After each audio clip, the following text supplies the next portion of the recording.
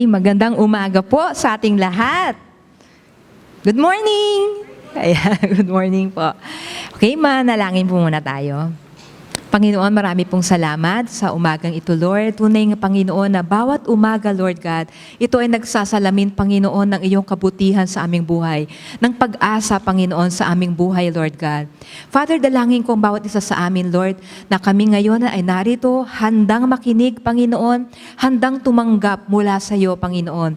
Dalangin ko, Lord, ang aming isip, ang aming puso, bukas sa mga sasabihin mo ngayong umaga.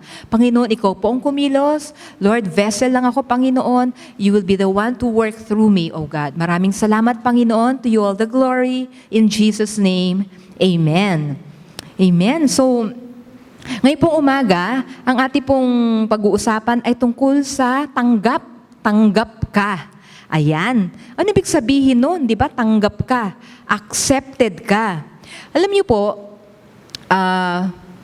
kadalasan po, or sabi sa psychology, na yung pangangailangan na maging tanggap ay nasa tao po yan, bawat isa. Mayroong need to be accepted, need to belong.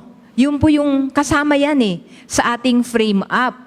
Ngayon sa pamilya, di ba sa pamilya natin, merong mga ginagawa ang ating magulang na not really rules, pero parang norms na gagawin mo. And then, pag ginawa mo yon, ang sinasabi sa'yo, tanggap ka, accepted ka, hindi ba? Parang ganun. Pag ginagawa mo yung sa pamilya, sasabihin niya, tanggap ka. Pag hindi, sasabihin niyo sa'yo, anak, bakit ah? Diba? Mga ganyan yung mga magulang And I remember, nung ako growing up, pag ako ay nakaka-uwi ng medal, ayan, anak ako. Pag ang may inuwi akong halimbawa, meron akong nakaaway sa school o pinatawag ako ng office, hindi ako anak. So, parang ang ano dun is nakabase sa ating pagkilos, sa ating behavior o sa ating performance. So, meron niya sa pamilya, ganun din sa community.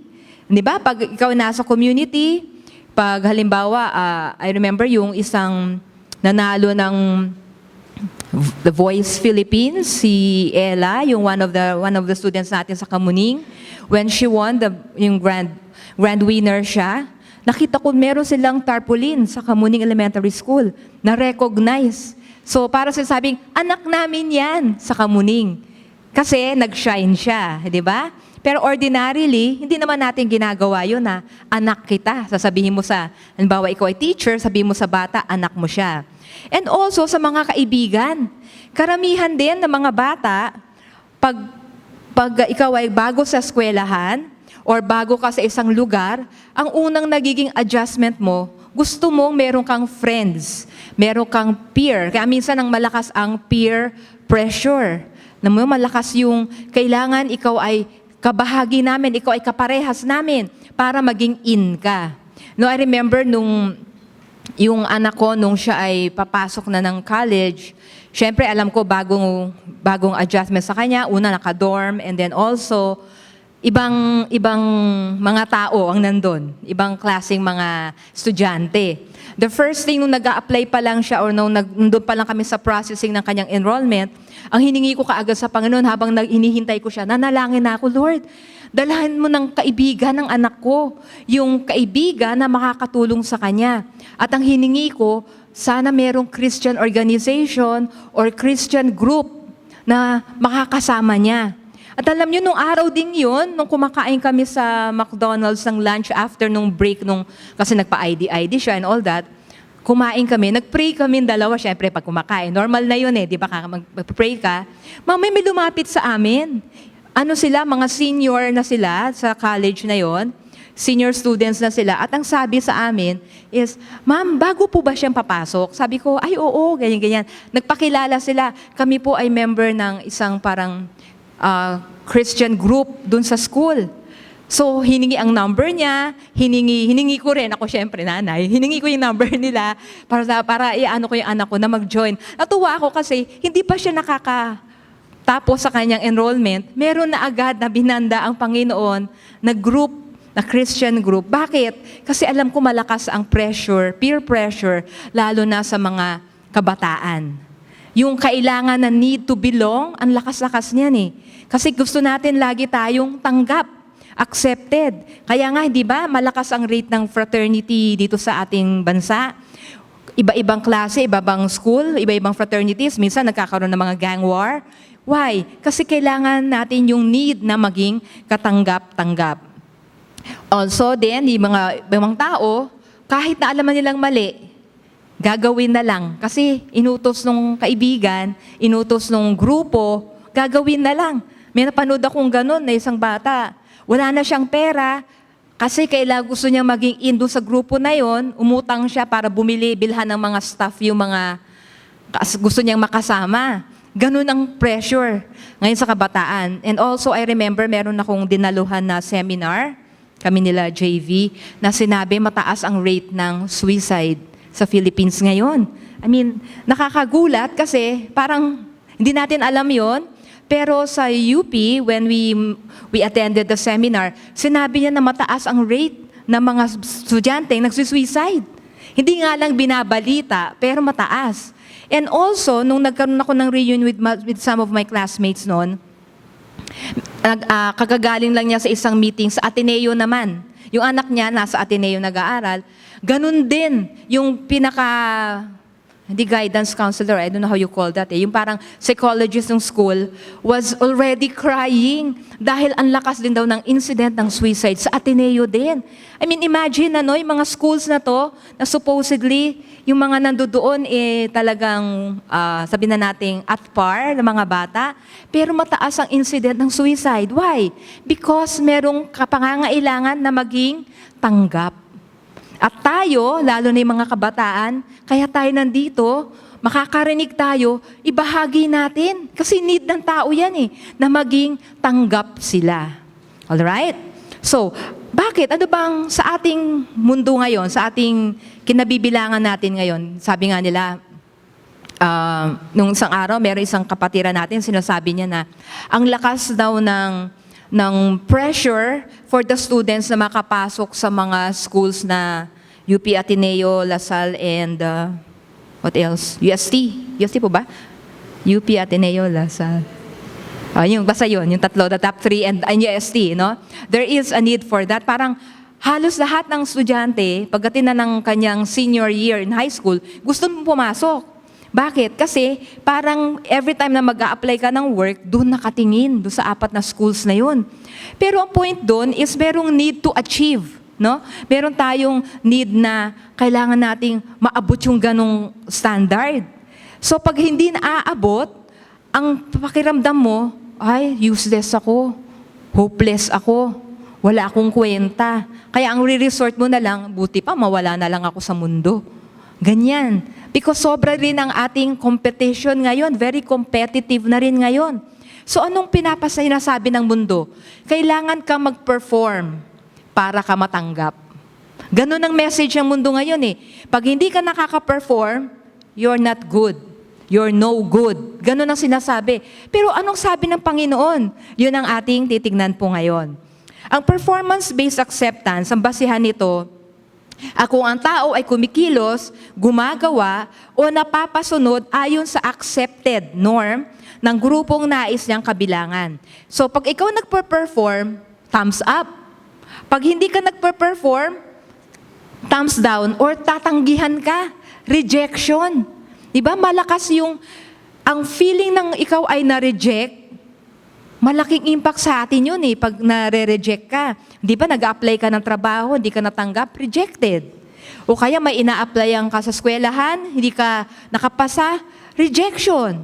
Sa pamilya, ganun din. So yung pakiramdam ng rejection, masyadong masakit yun, masyadong nakaka-devastate sa isang tao. Pero, tingnan natin ngayon sa ating Panginoon. Sa Panginoon at sa kaharian ng ating Panginoon, meron 2 katotohanan na ating makikita. Una, ang pag-ibig ng Diyos, hindi ito nabibili o pinagbibili dahil ito ay libre. Ibig sabihin, hindi natin ito kagaya ng gamot o na kinakalakal mo, uy, tanggapin niyo si Jesus, oh, ganyan. Hindi ganon. Kung hindi ito ay pag-ibig niya, na binibigay ito, nilalaan ito, dahil may nagbayad ang ating Panginoong Jesus. Hindi siya commodity na kinakalakal, kung hindi ito ay pag-ibig na nasa atin, na ating binabahagi. Malaki po kasi ang difference nun eh. Yung ang attitude natin pagdating sa gospel ay parang nagbebenta tayo ng gamot. Naku, kailangan makaangay araw na to, makasampu ako na masisharean.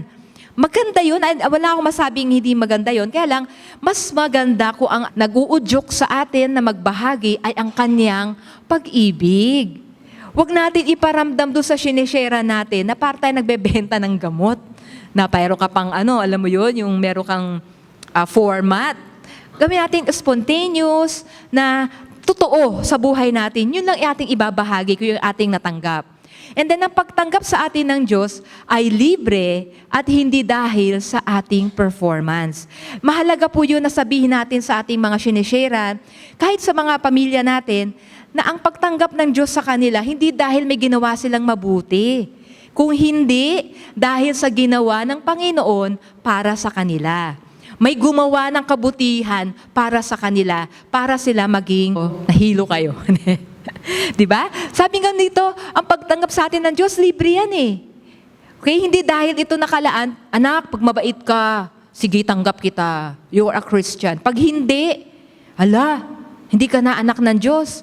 Ganun ba ang ating Panginoon? Hindi. Kasi hindi siya nakatingin sa ating mga ginagawa. Tingnan natin sa Ephesians 1:6. Ayan, sabi sa English, to the praise of the glory of His grace, in which He did make us accepted in the beloved. So bakit ko po nilagay yung English? Kasi mas madaling itumbok yung gusto kong i-share sa English.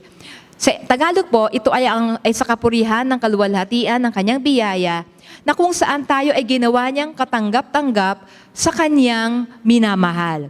Okay po, sabi dito, according sa praise of the glory of His grace, ayon sa mayamang biyaya ng ating Panginoon, tayo ay ginawa niyang katanggap-tanggap in the beloved.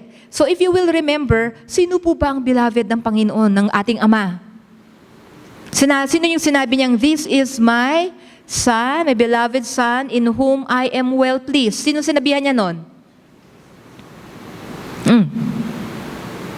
Asan yung mga estudyante ko sa Children's Church? Sino sinabihan nun? Sinabi niya ng Father, ito ang aking anak. This is my beloved Son, in whom I am well pleased. Sino tinutukoy niya doon? Si Jesus. So tayo rin, sabi ko, He did make us accepted in the beloved. So kung si Jesus ay nasa atin, tayo rin ay kasama doon sa kanyang minamahal. Hindi lang niya tayo tinanggap, minamahal pa niya tayo. Alam niyo, madali minsan yung pagtanggap eh. Parang nakikita ko doon sa mga in-law relationships, di ba? Pagka pumasok na sa pamilya, nag-asawa, sabi nga nila dapat daw hindi in-law, in grace. In-law, di ba? So, naging pamilya, parte ng pamilya dahil na pangasawa ni anak, ni kuya, ni auntie, di ba? So, pamilya na. Kasi nagkaroon na ng connection. Tanggap mo, pero madali bang mahalin? Yun ang tanong. Madali yung tanggap mo kasi hipag mo, pero minsan, pag may nagawang hindi tama, naku, pagdating ng reunion, di ba? Topic of the house. Alam mo, si ate, ganyan, blah, blah, blah, blah, blah. Nga, ganyan, blah, blah, blah. Pag dumating, hi ate. O, di ba? Wala, nakalimutan na yung kaninang kababla. Pero the point is, pag tanggap mo na kapamilya mo, pero ibang usapan para sabi mong mahal mo. Tama? O, di ba? Minsan, madalas yan sa mga stepfather, stepchildren relationship. Tanggap mo kasi anak ng asawa mo o ganyan, tanggap mo. Pero para mahalin mo, that is another story. Pero sa Panginoon, we are already accepted, love pa tayo. Hindi lang niya tayo tinanggap, mahal pa. Diba? Doble-doble blessing. Sabi ko, anong inaaral ko, Lord? Sobrang naman na love mo. Parang alam mo yun, na-overwhelm ka dahil tinanggap ka na, minahal ka pa. Okay, tapos sabi sa Mateo 17:5-6, ito, habang nagsasalita pa si Pedro, nililiman siya ng napakaliwanag na ulap. Mula rito ay may tinig nagsabi, ito ang minamahal kong anak na lubos kong kinalulugdan. Pakinggan niyo siya. Nang marinig ng mga alagad ang tinig, labis silang natakot at nagpatira pa. Ito po yung sa Mount of Transfiguration. Ito yung nakita nila na nag-uusap ang Panginoon kay Moses at si Elijah. Nakita nila yon sa parang sa isang cloud vision. Nakita nila nakausap ng Panginoon. Sabi ko, ano kayo pinag-uusapan nila? Siguro yung, ay, hindi na tayo law, grace na tayo ngayon. Parang gano'n siguro pinag-uusapan nila. So, nakita ng mga alagad at sinabi na ito ang aking minamahal na anak na lubos kong kinalulugdan. Pakinggan nyo siya. So, ano po sinasabi po dito? Ang Panginoong Yesus ay ang minamahal. Nung ating tinanggap, ating binuksan ng ating puso at tayo nanampalataya kay Jesus, nasaan na ang Panginoon? Nasa atin na, hindi ba? Nung tinanggap natin ng Panginoon, He's already in our hearts. Buhay na yung ating spirit, nandyan na siya. So, kung si Jesus ay minamahal, tayo, pag nakita ng Ama, minamahal din tayo. Okay? Para po, maano po sa atin na, ay, oo, mahal pala ako ng Panginoon, mahal ako ng Ama. Kasi mahal niya si Jesus eh. Okay? Kung mahal niya si Jesus, mahal niya rin ako. Kasi bakit? Tinanggap ko si Jesus. Nasa akin na siya. So, mahal din ako ng Ama. Naintindihan natin? Kaya wag tayo na, walang nagmamahal sa akin. Wawa naman me. Walang ganon. Kasi mahal tayo ng ating Ama dahil sa Panginoong Jesus. Namatay nga ang Panginoon para sa atin eh. 'Di ba? Ano bang sabi nga no greater love than this na ginawa ng ating Panginoong Jesus. Kaya mahal tayo. Okay? So tayo ay ginawang katanggap-tanggap dahil sa ating Panginoong Jesus. Hindi tayo tanggap ng Ama dahil sa ginawa natin. Oh, mabait to, nagbabasa to ng Bible every day, nagpe-pray to sa akin every day. Hindi ganon. Hindi 'yun ang dahilan kung bakit tayo tanggap ng Ama. Kundi dahil sa ating Panginoong Jesus. And then ito ay dahil sa kanyang kahangahangang pagkalinga sa atin at hindi dahil sa ating ginagawa or nagawa. I-emphasize po dito na tayo tanggap, wala tayong ginawa para matanggap ng Panginoon. Okay? Malinaw yun ha? Wala tayong ginawa para tayo ay maging tanggap ng Panginoon, ng ating Ama. Okay? Dahil ito sa ginawa ni Jesus. At wala rin tayong gagawin para mawala yung pagtanggap niya sa atin. Naintindihan? Kasi minsan, pag may nagawa tayo hindi tama, nagigilty tayo, naku, kailangan ko siguro tanggapin uli. Siguro, paano ko kaya malalaman na okay ako sa Ama? May guilt. Pero hindi eh, wala tayong ginawa para tayo maging tanggap ng Panginoon, ng Ama, at wala rin tayong gagawin para mawala yon. So, ibig sabihin, hindi sa atin nakasalalay ang pagtanggap ng Ama. Out of the picture tayo, di ba? Minsan kasi gusto natin kasali tayo palagi. Hindi dahil sa atin. Tanggap tayo because of Jesus. Wala na. Nothing we will do will make us acceptable, and nothing we will do will make us unacceptable. Naintindihan natin? So wala sa atin. It's only because of Jesus. Amen? Kaya alam nyo, dapat habang ating inaaral to, yung pagmamahal natin sa Panginoon, lalong tumataas, nag-escalate. Bakit? Kasi grabe yung ginawa ng ating Panginoong Jesus. Hindi lang tayo nilagtas, ginawa pa tayong katanggap-tanggap, minamahal pa tayo ng Ama dahil sa Kanya. Naintindihan natin, sobra-sobra yung ginawa ng ating Panginoon sa atin. Okay? So, para natin malaman, minsan may doubt tayo, Lord, tanggap mo pa ba ako? Am I still okay with you? Anong gagawin natin? Just look at the cross. Look at Jesus. Each time nagkakaroon tayo ng ganung pakiramdam na, ako ba okay pa o hindi na? May ginawa akong kanina, naku, palpak talaga. Diba? Meron tayo bawa, nag-init ang ulo. Diba? Minsan nga tiyatanong ko sa anak ko, bakit pambilis ko mag-init ng ulo? Sabi ng anak ko, kasi pagod ka. Kasi minsan, spur of the moment, bigla kang nag-iinit ng ulo. Tapos nag-ano ko na, Lord, ayoko ng ganito, ayoko ng masungit ako. Gusto ko yung lagi akong nakasmile, yung gusto ko loving ako. Kasi minsan little things irritate you, di ba? But then, yun nga, sabi na, kasi mami, you're too tired. Matulog ka. Parang ginagaya niya ako. So, ang point ko is, yung ba, pagka madaling umiit ang ulo ko, hindi na ako accepted ng Panginoon? Anong gagawin ko? When I feel that way, I just look at Jesus. Tingnan lang natin si Jesus at malalaman natin, oo nga, ako ay tanggap ng ating Diyos dahil sa Panginoong Jesus. Okay, tingnan natin sa 1 John 4:17. Sa ganitong paraan, naging ganap sa atin ang pag-ibig upang tayo ay magkaroon ng katiyakan sa araw ng paghukom. Ito ay sapagkat kung ano nga siya, ito ang ating Panginoon, ay gayon din tayo sa sanlibutang ito. Kung ano si Jesus, ganon din tayo ngayon. Kung siya ay mahal ng Ama, mahal din tayo. Kung siya ay tanggap ng Ama, tanggap din tayo. At kung ang Diyos, si Jesus, ay gumagawa ng himala noon, tayo rin. Alam niyo, umattend kami ng conference last week, no? Last week, umattend kami ng conference. Nakakatuwa yung revelation na napakasimple, na nasa atin na pala lahat, everything that is needed para mangyari ang mga himala. Why? Because nasa atin na yung pananampalataya ni Jesus. No, nasa atin, malaking bagay pala yung pag nag-aaral tayo ng salita ng Diyos, yung article na and the. Pag sinabing God has given you the measure of faith, ibig sabihin lahat tayo pantay-pantay na binigyan ng pananampalataya. Pag sinabi mong God has given you a measure, ang iisipin mo sa'yo 1/4, sa akin 1/2, sa kanya 1/3, di ba? Pero pag sinabing the measure of faith, ibig sabihin pantay-pantay lahat. Pati yung pananampalataya ni Pablo noon, pareho kung anong meron tayo ngayon. So kung noon nakakagawa sila ng nangyayaring himala, ganun din tayo ngayon.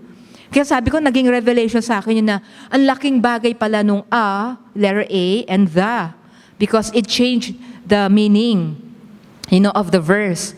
So, importante sa atin yung maintindihan natin kung ano yung binigay sa atin ng ating Panginoong Jesus through the salvation that we have. Now, ang Panginoong Jesus, nung siya ay nandito sa lupa, iba't ibang uri ng tao ang kanyang nakasalimuha. Iba-ibang tao ang kanyang nakakasama, pero wala siyang nireject kahit isa. Ang kanyang mga naging kasama, unang-una yung mga tax collectors, parang BIR natin. Kaya lang noon kasi, ang BIR noon, sa kanilang panahon, meron silang kapangyarihan na maglagay ng presyo sa gusto nila. It was legal for them na mag-price sa kahit anong gusto nila. So, depende yan kung sino si kumpare, gano'n, bahala sila. Pero legal sa kanila. Kaya yung mga tao noon, pagdating sa mga tax collectors, galit. Kasi, sila ng ating Panginoon. Yung mga prostitutes, hindi sila nireject ng Panginoon. Tinanggap sila as they are. Yung mga Romans, nung panahon na yon, kasi may ibang klase ng tao noon. Pag ikaw ay Roman, mataas ang iyong katungkulan sa society. Bakit? Pag sabi, Roman yan. Kasi pinaghihirapan nila yung pagiging Roman citizen nila. Pag ikaw naman ay Samaritan, the other side naman. Ikaw naman yung parang least or inferior. Inferior na ka naman ng iyong race. So, parehong kinaibigan ng ating Panginoon. The Romans and the Samaritans. Yung mga merong pagproblema sa isip. Yung mga delusional. Kinakatagpo rin ng ating Panginoon. Yung may mga kahirapan din physical. May mga infirmities, mayroong may bulag, hindi ba? Merong hindi nakakapagsalita. Kinatagpo rin ng Panginoon. Ibig ko sabihin nito, ang Panginoon, lahat ng uri ng tao, hindi siya namili. Lahat ng uri ng tao ay kanyang tinanggap. Okay, makita po natin kung gano'ng magmahal ang Panginoon. Bakit? Kasi dala-dala niya ang pag-ibig ng Ama. Kanyang nire-represent ang kanyang Ama. Kanyang sinasabi, mahal kayo ng Ama sa pamamagitan ko. Kaya lahat tanggap niya. Wala siyang nireject, wala siyang sinisino, kundi lahat open siya. And then tayo ngayon, tanggap tayo ng Panginoong Jesus. Siya ang nag-qualify sa atin. Di ba pag tayo papasok sa trabaho, di ba, kailangan may qualifications. Di ba, merong requirements. Kung teacher ka, kailangan let passer ka. Hindi ba, yung mga ganon. Kung ikaw ay papasok bilang architect, kailangan license ka din. So, merong requirements. Sa atin, para tayo tanggap ng Ama, isa lang ang qualification, si Jesus. Siya lang ang nag-qualify sa atin. Hindi natin kayang i-qualify yung sarili natin. Hindi tayo gagawa para tayo tanggap ng Lord. O Lord, pumasa ako, nag-test mo ko, Lord. Alam ko itong ganitong verse. Hindi ganon. Dahil lamang sa ating Panginoong Jesus. So, siya ang nag-qualify sa atin. Tapos, nung tayo ay ginawang tanggap ng Panginoon, ang ating na-receive ay ang kanyang favor. Di ba? Favor ng Panginoon, yung kanyang pabor, na nagiging madali ang lahat para sa atin. Napapansin niyo ba yun? Halimbawa, I remember sa cell group, nagkikwento yung, pag tinatanong ko kasi, ano ginawa ng Panginoon sa iyo? What amazing thing did the Lord did for you this week? Ganyan yung mga aming icebreaker. Nakakatuwa yung isa, simple lang na kinatutuwa niya, na pagod na daw siya, gusto na niyang umuwi, tapos iniisip niya, naku, tatayo na naman ako mula rito hanggang Caloocan, nasakit sa binti, di ba, ganon. Nagpe-pray siya, Lord, sabi niya ganon, ano bang gagawin ko? Gusto ko na umuwi, pagod na ako. May umikot na bus, walang laman, tapos nagpalit ng signboard, doon sa lugar niya mismo. So, hindi na siya nahirapan. Sabi niya, favored ako. Sabi niya ganon, siya ang unang nakasakay. Kasi yun ang problema niya baka siya nakatayo. Diba, nagpadala ng Diyos ng bus para sa kanya. Diba? So, kita niyo yung favor, maliliit na bagay, pero makikita mo, nagiging madali para sa'yo. I remember si Pastora, sabi rin niya, kahit saan daw siya magpunta, may parking space siya. Para bang hinihintay siya nung parking space. Ano yun? Favor din. Diba? Parang kahit saan tayo pumunta, nagiging madali. Why? Because we have the favor of God. And then, ano yung katangian ng pagtanggap sa atin ng ating Panginoong Hesus? Ano ba tong pagtanggap sa atin ng Lord? Okay, unang-una, ang kagandahang loob o grace ay katumbas ng pagtanggap. Ibig sabihin niya sa English, yung grace is equal to acceptance. Okay? Magkapareho po yun. Yung biyaya na binigay ng Panginoon sa atin ay katumbas nun pagtanggap niya sa atin. Tingnan natin dito sa Romans 15:7. Kaya nga, upang maluwalhati ang Diyos, tanggapin ninyo ang bawat isa ayon sa paraan ng pagtanggap sa atin ni Kristo. Nung tayo tinanggap ng Panginoon, wala siyang sinet na standard na kailangan ganito ka para tanggap kita. Sabi dito, ganun din ang gawin natin sa bawat isa. Tanggapin din natin ang bawat isa. Yun ang sinasabi dito. Pero gusto ko lang emphasize yung paraan ng pagtanggap sa atin ng ating Panginoon. Siya na nga, nakakatuwa nga ang Lord Siya na nga ang tumanggap, siya pa ang nag-qualify. So wala ka lang ginawa. Ano ginawa mo? Naniwala ka lang? Wala na, siya na lahat. Okay? Ngayon, ang kagandahang loob ng Diyos, the grace of God, hindi lamang ito para tayo maligtas. Hindi lamang ito para tayo makapasok sa kaharian niya. Hindi lamang ito para meron tayong passport to heaven. Hindi lang ganon. Yung kagandahang loob ng Diyos. Nandun din dito yung saving grace, and then we have the sanctifying grace, yung ginagawa tayong banal. Araw-araw, nagiging kagaya na tayo ng ating Panginoon. Hindi sa itsura, no? Kundi, ibig sabihin yung ating kilos, ating salita, ating isip, habang tayo ay patuloy na lumalakad sa Kanya, habang patuloy tayo nagbabasa ng salita Niya, nababago, nagkakaroon ng renewing of the mind, hanggang sa nagiging kagaya na natin ng ating Panginoong Jesus. Okay? So yun. And then also, sa dulo, yung glorifying grace, wherein we will meet God in His glory. Ito na yung sa dulo. So, hindi tayo niligtasan lang Lord, tapos okay, bahala ka na sa buhay mo after that. Pasok ka na. Iba naman. Hindi ganoon. Hanggang sa dumating tayo sa pag-meet natin sa ating Diyos in person, nandun ang kanyang kagandahang loob. Ngayon, bakit tayo naging katanggap-tanggap sa Diyos? Una, dahil sa ginawa ng ating Panginoon. So, wala sa ating kakayahan. Always remember that. Hindi ikaw kung hindi siya. Okay? Kasi minsan, pag may naramdaman tayo, isip kagad natin, okay pa ba ako sa Lord? Di ba? Hindi siya. Ine-emphasize yan palagi. Dahil yung focus, madaling mag-focus sa sarili Di ba? May ang tao kasi ganun mahilig sa self, kaya may selfie.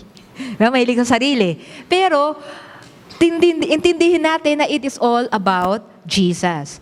Okay, number 2, ang pagtanggap sa atin ay buo sa kabila ng pagkakilala sa atin ng ating Panginoon. Sabi dito, maging ang buhok ninyo'y bilang niyang lahat. Subukan niyo bang binilang ang buhok niyo? Siguro yung falling hair, no? Minsan bibilang ko yun. Kaya't huwag kayong matakot, higit kayong mahalaga kaysa sa mga maya, ano yan, hindi ko maintindihan yan. Anyway, sabi niya gano'n, ang buhok natin ay kanyang bilang na. Ano ibig sabihin nun? Ganun tayo kakilala ng ating Panginoon. And then sinabi niya sa Jeremiah, bago ka pa ipinaglihi at ipinanganak, ay pinili na kita. Ibig sabihin, bago ka palang fino-form sa loob sa tiyan ni mami, or ni mama, or ni nanay, kilala ka na ng Panginoon. Alam na niya, itong batang ito, ganito yan. Ito magiging itsura niya, ganyan. Itong future niya. Alam na ng Panginoon. Kilala niya tayo. Pero despite na kilala niya tayo, tanggap niya tayo. Di ba? Di ba yung importante yun na kilala natin, di ba, ang isang tao. Like for example, ngayon, marami na tayo nakikita mga campaign, di ba? Mga presidential balls, yung mga vice president, senators, no? Nagsisimula na yung campaign. Nagpapakilala na sila. Ito na, di ba? Nagpapakilala na sila na ito ang kaya kong gawin, itong gusto kong gawin. Bakit? Para pipili ka. Kasi hindi ka naman pipili nang hindi mo kilala. Kinikilatis mo. Di ba? Para rin yan sa pag-aasawa. Di ba? Hindi ka naman mag-aasawa sa hindi mo kilala. Kikilalanin mo muna. And then, darating na yung point of acceptance. Tanggap mo. Kahit na ganito siya, kahit na malakas siyang kumain, tanggap mo. Di ba? So, asawa mo na malakas humilik, tanggap mo. Ganun di ba? Asawa mo tinanggap mo. So, importante na kilala, di ba? Kilala tayo ng ating Diyos. Despite ng ating ginagawa, mahal tayo ng Diyos, kilala niya tayo. I remember, meron funny story yung aking sister. Kasi meron siyang kaibigan na nung high school yata sila, I think college yata, first year, nagtanan. Nagtanan yung friend niya. Yung tinanan, parang kabarkada nung naging asawa ng sister ko. Tapos, nung nagtanan na, may kumakatok sa, uso pa nun yung pag kumakatok pag may Meralco bill. Tapos, nagtatanong yata yung tao, anong apelido rito? Lumabas yung girl. Diba, nagtanan na siya, so nandun na siya nakatira. Anong apelido rito? Sabi nung girl, sabi niya, hindi ko alam. Hindi niya alam yung apelido ng yung sinamahan niya. Hindi niya alam yung apelido. Sabi ko, funny naman yun. Yung tanong pa niya, ginising niya, ano nga ba apelido mo? Pero sumama na siya, nagtana na sila. So ang point ko lang dito is, kilalanin, di ba? You have to know the person. So same way with us. Jesus knows us, ins and outs. May mga bagay na hindi namin alam ng Diyos. Pero nabago ba yung pagtanggap niya sa'yo? Hindi. Okay? And then, sabi din dito, okay, kagaya nga ng pagpili ng magiging ating mga iboboto and also sa pagpipili ng asawa, kilalanin natin. Di ba? Okay. Pangatlo, ang pagtanggap sa atin ng Diyos ay hindi tulad ng isang employer or employee relationship.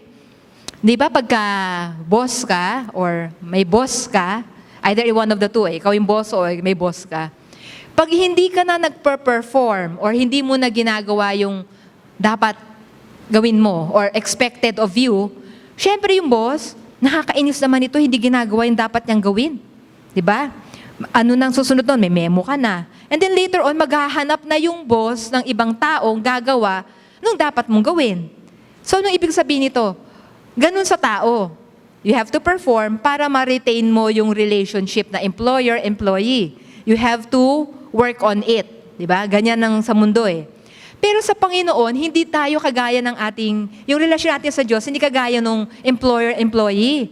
Na pag hindi tayo nag-perform, sisisantehin tayo ng Diyos. Papadala tayo ng memo. Papadala siya ng anghel. Sabihin mo kay Jeannie, hindi ko na siya anak. Hindi ganon. Hindi ganon ang ating relasyon sa ating Ama, sa ating Diyos. Okay? Hindi siya nakabase sa ating ginagawa. Siya ay ating kaibigan. Kanina, ang kanta natin, friend of God. Tanggap tayo kahit tayo nagkakamali, nagkukulang, at mahal tayo ng Diyos. Di ba? Tinanggap niya tayo as we are, pero ayaw niyang manatili tayong ganito. Naintindihan natin? Tinanggap ka ng Diyos bilang ikaw, pero hindi niya hayaang manatili kang ganyan. Bakit? Kasi nakikita niya sa'yo yung potential mo. Nakikita niya sa'yo yung future mo na marami pang pwedeng mangyaring maganda sa'yo. Okay? So, tinanggap niya tayo as you are. You come to Jesus as you are, but He will not allow you to remain the same. Gusto niya, nagpo-progress tayo. Gusto niya, may nangyayaring maganda sa buhay natin, na de-develop tayo, na ma-maximize natin yung kanyang plano sa ating buhay. Okay? And then siya ang ating Ama na mahal tayo. Okay? Hindi natin in-earn. Hindi natin kailangan i-earn yung pag-ibig ng Ama. Hindi natin kailangan pagtrabauhan. Diba? Ako akala ko noon, nung growing up, akala ko gano'n ang relasyon ng magulang. Kasi nga, pagka ikaw ay hindi adopted ka, you feel that way. Ang pakiramdam mo, kailangan kong i-earn ang pag-ibig ng aking magulang. Kailangan lagi akong tumutulong, lagi akong tatrabaho, lagi mataas ang grades ko, lagi akong honor, ganyan, para ma-win ko yung kanilang love. Eh, hindi pala. Siyempre, naging mother, naging parent na ako, doon ko naintindihan na he don't have to work for it. Okay, ganun din sa ating Ama. Natin kailangan pagtrabahuhan na tayo mahalin ng ating Ama. And then, buong-buo niya tayong tinanggap. Kaya ating i-enjoy ito dahil hindi ito mababago ng kahit anong sitwasyon ang ating pagiging katanggap-tanggap sa Kanya.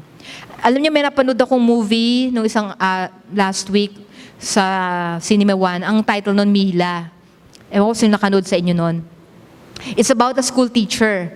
Yung school teacher na to, nag-strike yung kanilang school, so hindi na siya nakakapagtrabaho. Hindi na siya nakakapagturo. So, nung hindi na siya nakakapagturo, she decided to live on the street. Nabuhay siya sa kalye. Pero, yung sitwasyon niya na nagpebenta siya ng kape, ng biskwit, ganyan sa kalye na meron siyang parang kariton, teacher to ha, hindi na bago ang kanyang pagiging teacher. Bakit? Kahit nasa kalye siya, nagtuturo siya ng mga street children. So parang nagkaroon siya ng parang eskwelahan para sa mga batang nasa kalye. Tapos nagkaklase siya doon, kahit na hindi naman siya authorized, gusto lang niyang ibahagi, gusto niyang tulungan ang mga batang ito. So ibig sabihin nito, yung sitwasyon niya na bilang guro, hindi natanggal sa kanya, hindi nawala, kahit na naiba ang kanyang sitwasyon, naiba ang kanyang lugar. Ganon din tayo. Yung identity natin bilang tanggap ng Diyos, hindi mababago sa sitwasyon na kinabibilangan natin. Hindi porkit merong hindi magandang, for example, nangyari, isipin mo, ay, hindi na ako tanggap ng Diyos.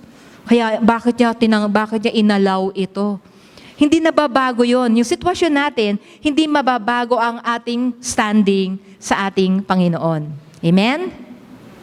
Alright, so, ngayon, ano ngayon ang epekto nito sa atin? Okay, ngayon, alam na natin, maliwanag na tayo ay tanggap ng Diyos, hindi dahil sa ating ginawa o gagawin, kundi dahil kay Jesus. Ano ngayon ang magiging epekto nito? Ang ating tunay na halaga ay nakasalalay dito. Ibig sabihin yung worth natin bilang tao, nakasalalay kung tayo nga ay tanggap ng Diyos.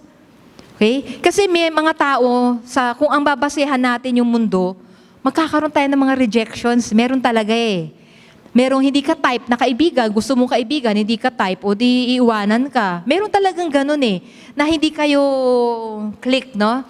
So, hindi ibig sabihin nun, mababago na yung worth mo bilang tao. Ang ating worth bilang, what will define us is yung pagtanggap ng ating Panginoon sa atin. For example, bibinyagan yung anak ni Prince William. Kilala niyo si Prince William? Hindi niyo kilala si Prince William? Anak ni Prince Charles, heir to the throne. Siya ang kasunod na hari ng England. Okay. Ngayon, di ba, meron na siyang 2 anak eh. Halimbawa, binyag ng kanyang anak, pinadalhan ka ng imbitasyon ni Prince William. Wow, di ba? Sabi mo, katanggap ako ng imbitasyon.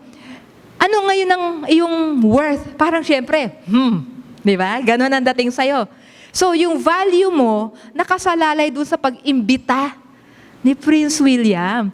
Binimbita ka niya, not because you deserve it, parang gusto lang niyang imbitahin ka. For example, ibig sabihin, people will see you, ay, inimbita siya. Nagkaroon ka ngayon ng halaga. May ginawa ka ba? Wala, inibita ka lang eh. Di ba? So, ganun din sa atin at sa ating Diyos. Sino nagmamahal sa'yo? Diyos. Aba, mahal ako. Tanggap ako. Kahit di mo ko like, okay naman. Like naman ako ni Lord. Di ba?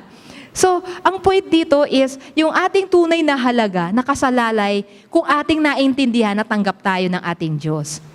Okay? Hindi natin maiisip na walang kwenta ang buhay natin. Hindi natin maiisip na kailangan ganito ako, kailangan may standard na ganito para ako maging tanggap ng aking Ama. Okay? The cross of Jesus would always define our worth. Yung cross ng Panginoon.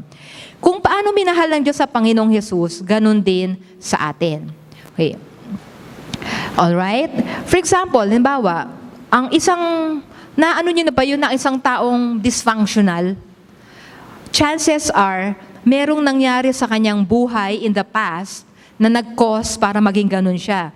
And a lot of times, dahil yon sa hindi niya natanggap, hindi siya naka-receive ng acceptance sa kanyang pamilya, sa kanyang friends o sa school.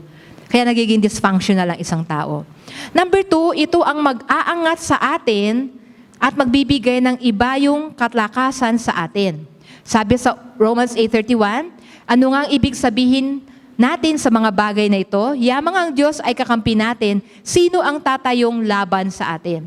Ibig sabihin, yung pagtanggap ng Panginoon, ito mag-aangat sa atin at magbibigay ng kalakasan sa atin. Ang tao, ang bata, habang sinasabi mo yung approval mo sa kanya. Halimbawa, yung pamangkin ko, pag nag-drawing siya, kunyari, ganun-ganun lang, XX. Pinakita sa akin, Tita, wow, very nice naman. Very good, ang galing-galing naman. Tawa siya ganyan. Drawing na naman siya. Tita, ay, ulit na naman kayo, Anong pinapakita doon? Yung bata naghahanap ng approval. So, habang haghahanap siya ng approval at binibigay mo, hanap siya uli. Ano naman susunod kong gagawin? Tapos marunong na siya ng color, alam na niya shapes, marunong na siya ngayon, pinag-aanohan kanya ngayon, Tita look, circle, gagaya na siya, marunong na, alam niya yung, tapos sasabihin mo na naman, uy, very good, sabi ko, record ko na lang uy, very good, di ba? Kasi nagsisig siya ng approval, pero habang ginagawa niya yun, umaangat siya. Di ba? Kasi nakukuha niya yung approval, yung acceptance. And also sa atin, ito nagbibigay ng kalakasan sa atin. Ito yung nagbibigay sa atin ng driving force to go on in life. Na kahit anong nakikita natin, baliwala Bakit? Tanggap ako ng Diyos Mahal ako ng Ama So ano may nakikita mo, hindi ka maapektuhan noon, kundi meron kang kalakasan sa iyong puso. And then also, sabi dito, it brings out the best in us. And also, binibigyan tayo, nire-renew ang ating strength. At dahil dito, di ba, maiisip natin na tayo ay niligtas ng Diyos at tayo ay iniupo na sa tabi ng ating Ama. Hinilagay na tayo sa magandang katayuan. Di ba? Seated with Christ in the heavenly places. Seated with Him. Naman, pagkatabi mo naman ng Panginoon, ano pa bang hihigit pang posisyon na gusto mo? You are already seated with Him. Okay? And then number 3, pinalakas ang ating loob. It makes us bold. Kapag dumadaan ka sa malalim na tubig, sasamahan kita. Sabi ng Lord ito, tumawid ka man sa mga ilog, hindi ka malulunod. Dumaan ka man sa apoy, hindi ka masusunog. Hindi ka matutupok, sapagkat ako si Yahweh na iyong Diyos, ang banal na Diyos ng Israel, ang iyong tagapagligtas. Alright? So, dahil dito, malakas ang loob natin. Malakas ang loob natin magbahagi. Malakas ang loob natin na i-explore pa yung mga bagay na nais natin, na gusto natin i-develop. Malakas ang loob natin. Why? Meron tayong backer. Di ba? Lagi sabi, may backer yan sa barangay. Mga ganyan na mga naririnig ko, may backer sa barangay. Tayong backer natin sino? Imagine ang ating Diyos Ama. Siya ang nagbibigay ng lakas ng loob para sa atin. Binibigyan niya tayo ng kumpiyansa dahil alam natin na kasama natin ang ating Panginoong Yesus. So, paano natin malalaman yung confidence na meron tayo? We always go back to the Word of God. Pag binabasa mo ang salita ng Diyos, lagi kang ina-assure. na kasama ka ng ating Panginoong Yesus. And then sumunod, binibigyan niya tayo ng kapayapaan. Ito, sabi dito, hindi sa silangan, hindi sa kanluran, hindi rin sa timog o hilaga man magmumula, hatol na inaasahan. Tanging Diyos lamang ang siyang hahatol sa mapapahamak o sa magtatagumpay. Sa English po kasi sinasabi diyan, promotion comes from the Lord. Haba, no? Yun ang sinabi doon. Promotion comes from the Lord. Sa Panginoon lang nanggagaling ang promotion. Kaya hindi tayo dapat nagtatravel. Alam niyo, hindi tayo dapat nagbabanat masyado. Yung effort masyado. Why? Because sa Panginoon nanggagaling yun. Hindi natin kinakailangan na magpagal. You know? We do the things that we have to do, yes, but with peace. May kapayapaan. Why? Because siya ang magpo-promote sa atin. Hindi yung on our own, di ba? Ay, papasipag ako. Nakatingin si pastora. Di. Ang Panginoon ang mag-aangat sa atin. Sa Kanya manggagaling ang ating promotion. At meron tayong kapayapaan dahil dyan. Diba? So, meron tayong we are in peace already na hindi ako kailangan magtrabaho para tanggapin ng Diyos. Wala na yon. And then also, hindi ka mabibigo. Ito yon tungkol sa failure. Dahil mayroong makalangit na impluwensya ng kanyang biyaya sa buhay mo. Sa English po, divine and uplifting influence of His grace. Hindi ka mabibigo. Bakit? Meron kang, di ba, divine influence galing sa biyaya ng ating Panginoon. Yun ang meron tayo, kaya hindi tayo mabibigo. Sabi ito, upang kayo'y maging mga ulirang anak ng Diyos, matuwid at walang kapintasan sa gitna ng mga tao mapaglinlang at mga masasama. Sa gayon, magsisilbi kayong ilaw sa kanila tulad ng bituing nagniningning sa kalangitan. So, ano pong sinasabi dito? Hindi tayo mabibigo dahil tayo ay isang bituing nagniningning sa kalangitan. Tayo ay bituin. Pangalan na bituin, ano? Pero tawag sa atin, tayo ay bituing nagniningning. Kaya hindi tayo hindi tayo mabibigo. Alam niyo, nung meron sa Facebook, di ba? Merong God wants you to know. Alam niyo yun? Merong ganon na app. So, minsan binuksan ko, nakalagay doon, your failures will not define you. Sabi nga. Kasi minsan may mga regrets din, hindi ba, sa buhay. Pero hindi ito ang magbibigay ng halaga sa'yo. It will not give you your worth. It will not define you. Itong mga failures. Bakit? Kasi ang Panginoon ang magbibigay sa atin nun. Okay? And then, ikaw ay aangat tulad ng agila. Sabi sa Isaiah 40:31, ngunit muling lumalakas at sumisigla ang nagtitiwala kay Yahweh. Lilipat silang tulad ng agila. Sila tatakbo, ngunit di mapapagod. Sila lalakad, ngunit hindi manghihina. So, ang pagtanggap sa atin ng Panginoon, ito ang magbibigay sa atin ng kalakasan na hindi tayo mabibigo. Na we will not be a failure in life. Why? Kasama mo ang Panginoon eh. Tanggap ka niya. At yun na magbibigay sa atin ng lakas, magbibigay sa atin ng favor para tayo ay mag-soar kaya ng isang agila. And then number 6, may kakayahan tayong tanggapin ng ibang tao sa kabila ng kung sino sila at hindi natin hahayaang manatili sila sa ganong kalagayan.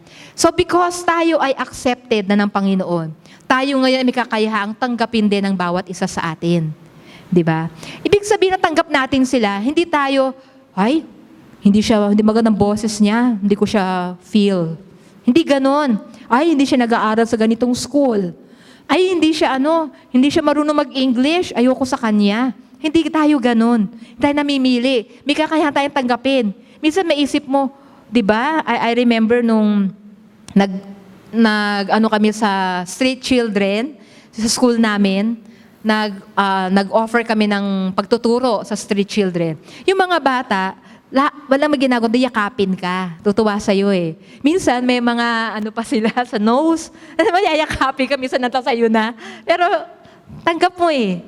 And then you tell them, alam mo, tuturuan mo sila ganito ha, ganyan-ganyan. Tuturuan mo sila. Pero yung the fact na, nung pagkatapos nun, sabi ko, hindi ako na-off. Kahit na ganon, na they embrace you, yung itsura nila, yung dumi-dumi nila, minsan yung kamay madumi, and all that hahawak sa'yo, wala kang mafe-feel na anything. Why? Kasi grace of God yun. Dahil tinanggap ka, kaya mo na ring tanggapin ang iba. And then also, kung gaano tayo tinanggap ng Panginoon, tanggapin ninyong isa't isa upang mapapurihan ang Diyos. Bakit? Isa lang naman ang ating point bigyan ng papuri ang ating Panginoon. And then number 7, may kalayaan na tayo dahil sa pagtanggap ng ating Panginoon. The same verse, di ba? Malaya na tayo ngayon. Hindi na tayo nag-worry, hindi na tayo nagsa-struggle para tanggapin ng ating Diyos. Nandyan na, provided na, everything for us. Meron tayong freedom. So ang sabi dito, mahalin natin ang bawat isa at hayaan natin ang Panginoon na kumilos sa bawat isa. Maaring may mga bagay na hindi natin gusto sa ibang tao, diba? Kasama natin sa church o kapatiran natin sa cell na hindi mo gusto. Pero bigyan mo ng pagkakataon ng ating Panginoon na kumilos sa buhay nila. Kasi kung ikaw nga ayaw mo manatili silang ganon, lalo na ang ating Panginoon. Mahal na mahal niya tayo to allow us to remain as we are. Gusto niyang lalo tayong umaangat sa pananampalataya, umaangat sa pamumuhay, umaangat sa kaalaman. Gusto ng Panginoon na nagiging tayo, yung when people see us, nakikita nila ang glory ng ating Panginoon. Uy, nakakatuwa naman yan. Dati ganito, ngayon, kung magsalita, may wisdom na. Ayan. Marunong nang mag-advise, nakakatuwa naman. Pwede ko na siyang lapitan na humingi ng payo at humingi ng panalangin. Kasi inaangat na ng Panginoon. Kaya importante din po tayo nag-a-attend ng cell at uma-attend po sa mga ganitong gawain para lalo natin nakikilala ang Panginoon at habang nakikilala natin siya, nagkakaroon tayo ng karunungan na nanggagaling sa Kanya. Amen? Amen. Okay, manalangin po tayo. Tumayo po tayong lahat. Hallelujah. Hallelujah, Jesus. Okay, manalangin tayo. Panginoon, marami pong salamat na kami ay tinanggap mo. Salamat, Panginoon, na dahil sa Panginoong Jesus, kami ay tanggap ng Ama. Wala kaming gagawin para ito ay aming makuha at wala rin kaming gagawin para ito ay mawala. Panginoon, salamat na ikaw ay namatay para sa amin. Salamat, Panginoon, na ang dapat naming gawin ay tumingin lagi sa iyo para makuha namin yung acceptance na aming hinahanap.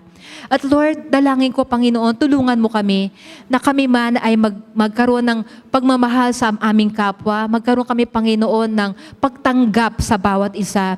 At Lord, aming idadalangin ang bawat isa na Lord, patuloy kang kikilos sa buhay nila, na sila ay lalago at lalong magiging kagaya mo. Maraming salamat, Panginoon, sa araw na to. Salamat, Panginoon, na marami ka pang gagawin sa aming buhay at kami mismo, Panginoon, ay mamamangha at tulad ng mga bituin, kami magniningning at tulad ng agila, kami ay magiging matayog. Salamat, Panginoon. To you all the glory. In Jesus' name, Amen.